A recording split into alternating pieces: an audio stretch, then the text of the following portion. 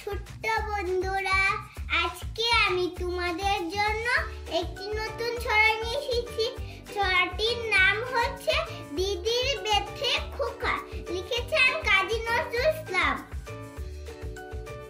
সাত ভাই চম্পা জাগো, পারদি ডাকলো নাগো, একই ভাই কাচ্ছ মাগো, কি যে কয় আরে দুধ